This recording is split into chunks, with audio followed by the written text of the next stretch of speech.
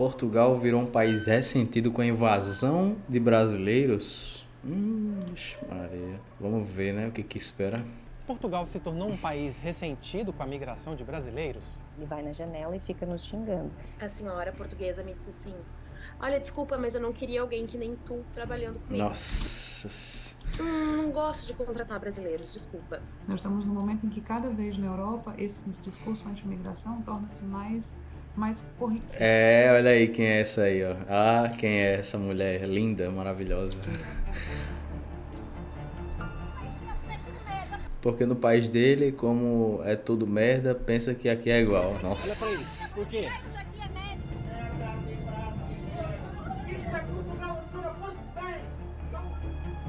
Nossa. Voltem para as favelas. Não vos queremos aqui. Nossa. Grátis se for para atirar a Zuca, que passou à frente no mestrado. Eu sou portuguesa de raça, você que é brasileira vai para a sua terra. Todas essas imagens mostram agressões contra imigrantes brasileiros em solo português. As denúncias de xenofobia cresceram 833% entre 2017. É aquela parada, né? Quando o capitalismo ele entra em crise, eu sei que é uma parada um pouco distante, mas tem como a gente fazer esse link. Quando o capitalismo ele entra em crise, né? Isso segundo o professor Gustavo, segundo o professor Ian, os outros camaradas, quando o capitalismo ele entra em crise e a gente tem uma ascensão das políticas de extrema-direita, principalmente as políticas anti-imigratórias, né? A gente vê que tem mais pessoas aderindo a essas ideias e elas manifestam essas ideias. Como se o problema, porque foram transformados num bode expiatório, né, no caso, fosse a galera indo pra lá. E não fosse o sistema que tá estruturado de uma maneira que tá ruim pra todo mundo, tá ligado? A gente olha assim, a gente pensa, pô, mas tá vendo? Os portugueses, eles são ruins. Mas se a gente for olhar, o brasileiro também é ruim com o venezuelano, por exemplo. Então, pô, qual é a diferença? É uma crise generalizada, tá ligado? Quando um país ele tá com uma crise acentuada e ele vai para outro buscando uma melhor oportunidade, aquele país aderindo a uma ideia de extrema direita, ele vai ver quem tá entrando como o bode expiatório, vai ser usado como bode expiatório, vai ser a pessoa que tá causando o problema daquele país. E a galera não vai culpar o sistema, né? É isso. 2022. Coincidentemente, esse é um período em que o número de brasileiros em Portugal também aumentou. Hoje, cerca de 400 mil brasileiros vivem no país. Isso sem contar as pessoas em fase de regularização, os que se encontram ilegais e aqueles com cidadania europeia. Estima-se que os brasileiros representem de 4 a 8% da população portuguesa. Seria esse o grande conflito? Um país que se sente invadido pelos brasileiros? A reportagem da DW ouviu especialistas para entender o que está por trás da intolerância, o peso do histórico colonialista português e quais caminhos estão sendo abertos para combater o problema.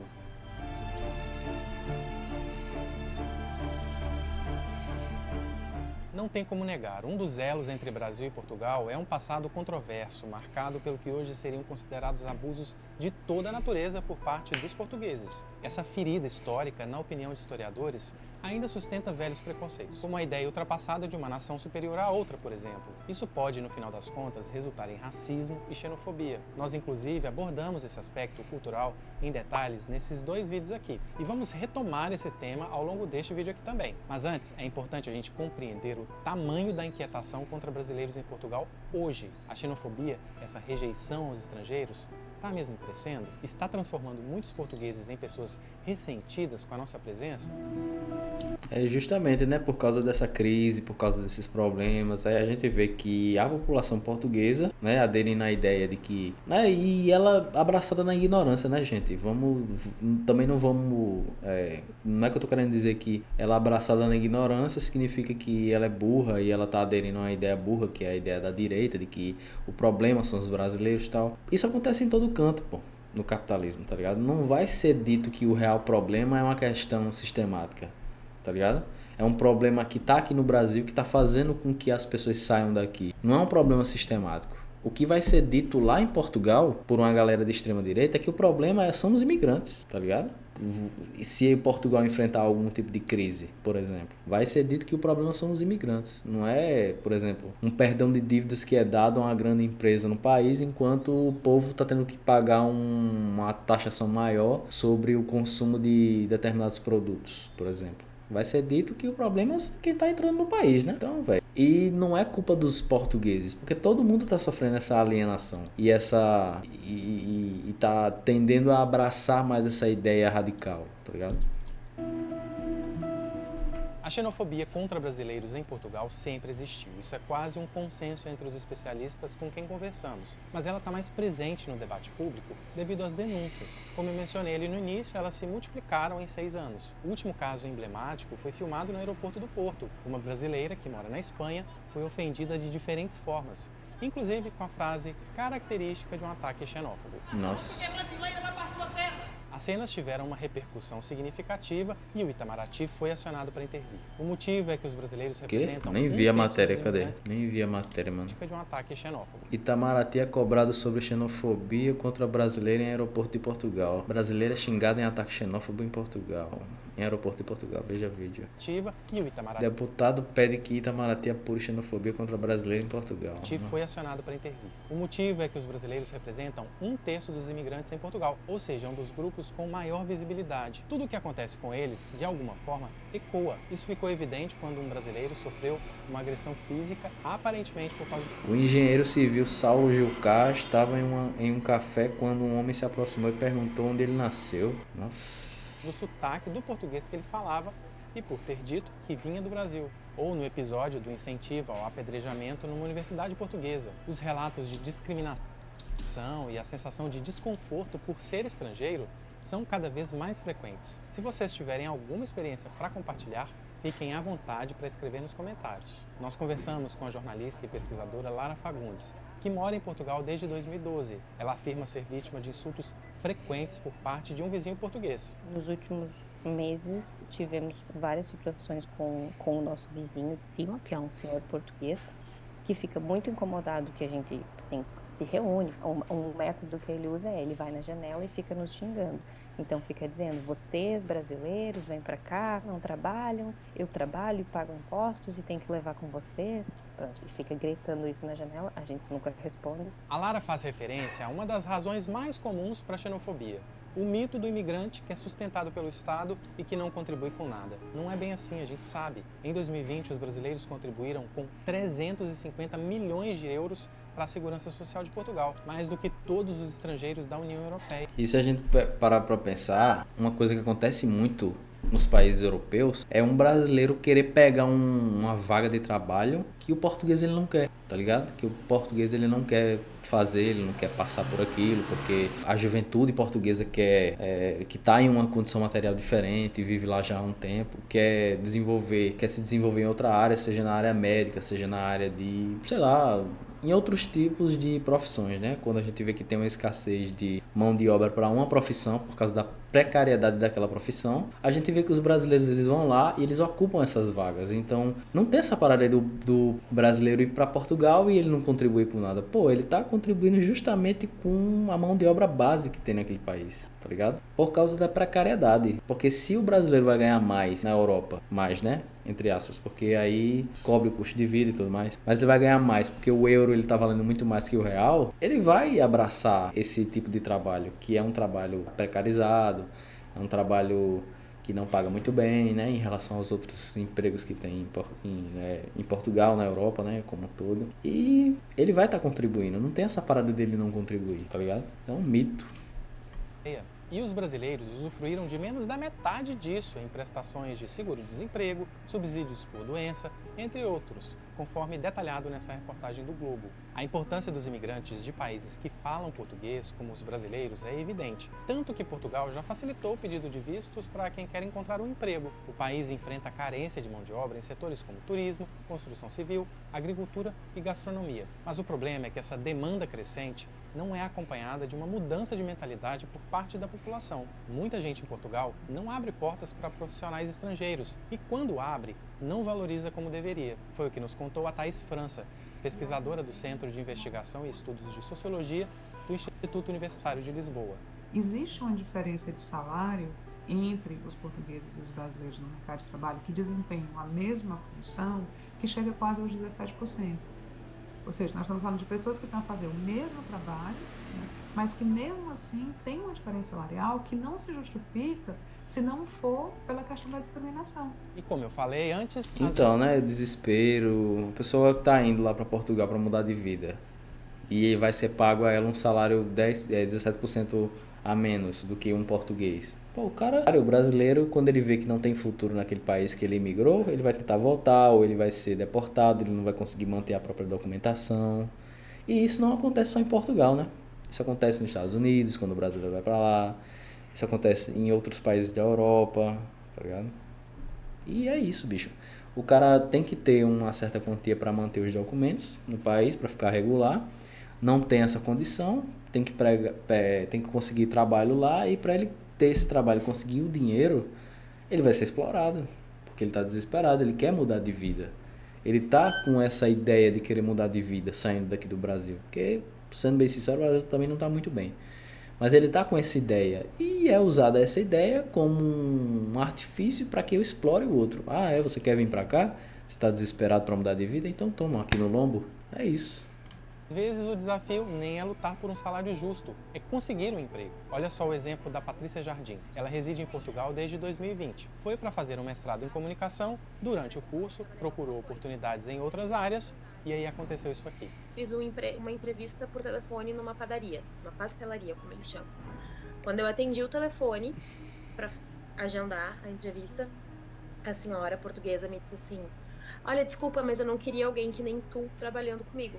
Nossa. Eu falei, alguém que nem eu como. Não gosto de contratar brasileiros, desculpa.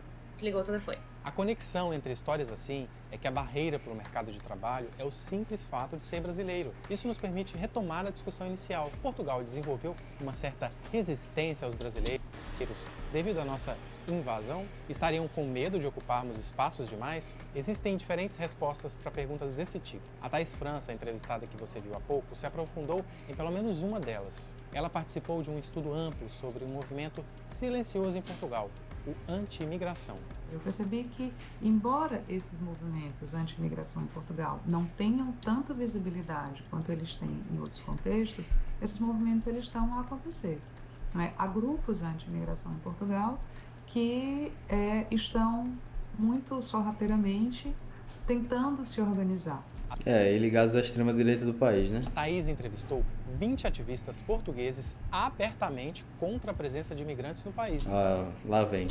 Não só imigrantes brasileiros, no geral mesmo. Uma agenda em ascensão na Europa. Estamos num momento que, de forma geral, Na Europa, não só em Portugal, viu? todos os países da Europa têm pressionado por políticas migratórias mais rígidas, né? Nós estamos num momento em que cada vez na Europa esse discurso anti-imigração torna-se mais corriqueiro. Então, é preciso estar atento para ver o que está acontecendo em Portugal, né? Para tentar ter uma postura mais de prevenção do que propriamente de tentar resolver o problema depois que alguma coisa mais séria vier a acontecer. A preocupação da pesquisadora é que, em algum momento, essas manifestações e sentimentos deixem de ser individuais e ganhem uma projeção maior, consigam se organizar. E os brasileiros se tornariam alvos fáceis, mais até do que já são. Hoje, na opinião da Thaís, a comunidade brasileira sofre porque ocupa diferentes espaços, alguns de maior vulnerabilidade a ataques xenófobos. Muitos estão em universidades, trabalham em setores de bastante contato com o público, vendas, por exemplo. Isso faz com que a discriminação seja mais percebida e denunciada. Afinal, a pessoa está se relacionando de forma direta com a sociedade portuguesa. As mulheres, aliás, seriam as principais vítimas com a hipersexualização. Mas não é só isso, há uma percepção Foda, né, velho? de que muitas crises que Portugal atravessou nos últimos anos, inclusive a imobiliária, foram consequência da migração desenfreada. E isso cria um cenário favorável ao ressentimento. A vinda de imigrantes para Portugal para trabalhar em trabalhos menos qualificados não permite com que o salário aumente e força a imigração. Só os imigrantes querem fazer esse tipo de trabalho, os portugueses vão embora, fica uma lacuna e os imigrantes vêm. A retórica diz que se os imigrantes não viessem para Portugal, os salários aumentariam, portanto, não seria preciso emigrar. A socióloga destaca... Nossa, mano, que argumento fraco, viu, bicho? Que argumento ruim, velho. E aí que tá, né? Não vai deixar de ter imigrante para Portugal. Não vai deixar de ter. E é um argumento fraudulento, porque, não, beleza, deixa de ter imigrante lá em Portugal, mas o que a população que está lá, ela vai fazer? O sistema vai querer aumentar o salário dos portugueses que fizerem aquele trabalho precário? Não vai querer. Vai ficar mais fácil para os portugueses eles serem explorados no lugar dos imigrantes. Essa ideia de que, não, tira os imigrantes, não vai ter ninguém que queira trabalhar ali que vai aumentar o salário. Não necessariamente, tá ligado? Não necessariamente.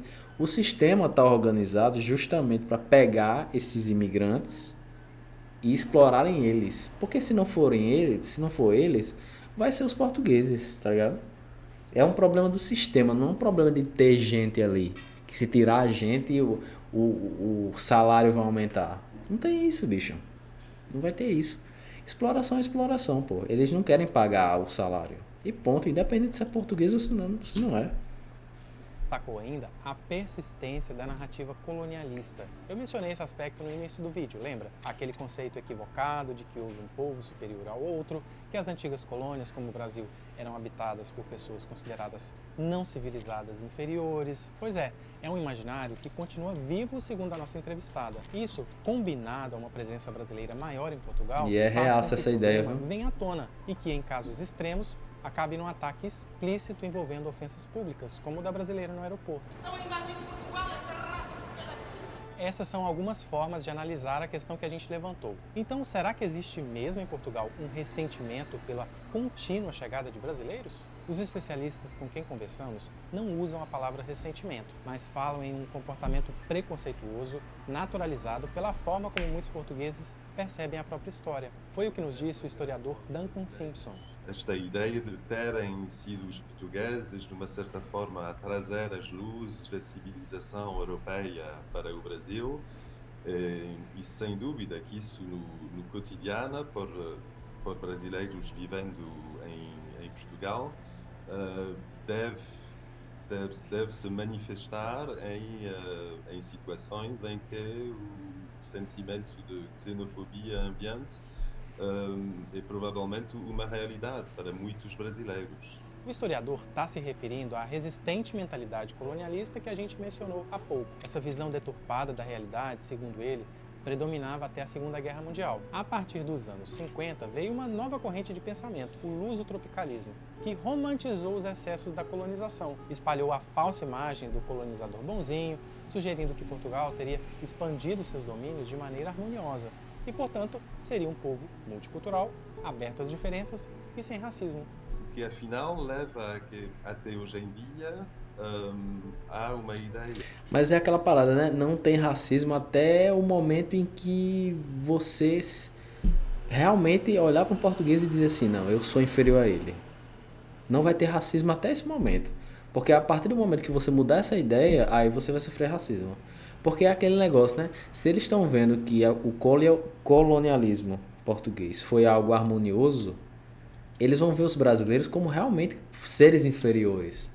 Mas isso dentro deles, assim, eles vão ver isso indiretamente, né? Porque quando você for realmente perguntar para um português como que ele se vê em relação ao brasileiro, ele vai, se você for desmiuçar mesmo isso daí, você vai ver que ele se sente superior, tá ligado? Se você for bem a fundo no que ele pensa sobre o brasileiro. A ideia dele que ele tem em relação, comparando ele com o brasileiro, é que ele é superior, tá ligado? E o brasileiro ele não vai sofrer racismo, né? A partir do momento, ou xenofobia no caso, ele não vai sofrer essa xenofobia a partir do momento que ele abraçar essa ideia, eu sou inferior. Mas quando ele disser assim, ou o brasileiro pelo menos se posicionar de uma mesma maneira que diga, eu não sou inferior a você, eu sou igual, aí ele vai passar a sofrer xenofobia, ele vai passar a ser agredido, vai passar a ser dito, não, você é um brasileiro, você é um rato, você é isso, e você não deveria estar aqui, você deveria voltar para sua terra, né? Yeah. É uma ideologia de superioridade construída na mente dos portugueses, né? De que quase não haveria um problema de racismo em Portugal, precisamente porque não houve tanto racismo pelo passado, pelo contrário, Portugal teria se expandido pelo mundo através de relações harmoniosas com os povos ditos indígenas. Obviamente esta narrativa é pura propaganda. E já começa por aí, né? Não tem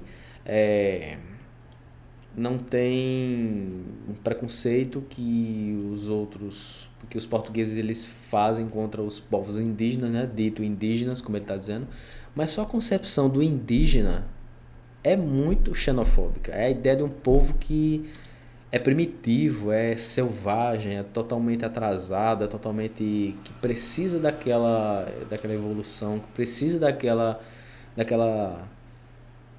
política civilizatória para eles aprenderem a ser gente. E já é preconceituosa, tá ligado? Já é preconceituosa essa concepção. Então começa daí, tá ligado? Começa daí. É a ideia de que o outro é inferior.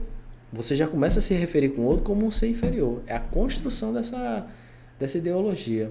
Então, tipo, não, mas não tem xenofobia porque o português não tem uma má relação com o dito indígena. Mas só dele dizer que é um indígena e ele descrever o indígena, ele está sendo preconceituoso, tá ligado? Ele está sendo xenófobo, porque ele está inferiorizando. Salazarista e não corresponde à realidade.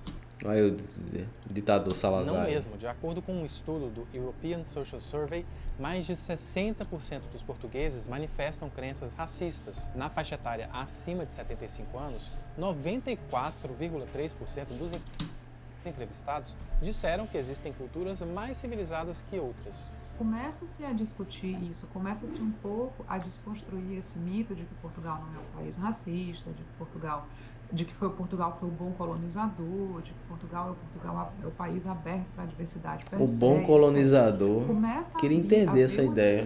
para desconstruir todos esses mitos, mas assim, ele continua sendo dominante em todos os aspectos, desde quando você vai ler um livro de história, de como você vai ver como é que foi contada a história, como é que é contada a história colonial e etc, não é? Até várias matérias em jornais, nos médias e etc.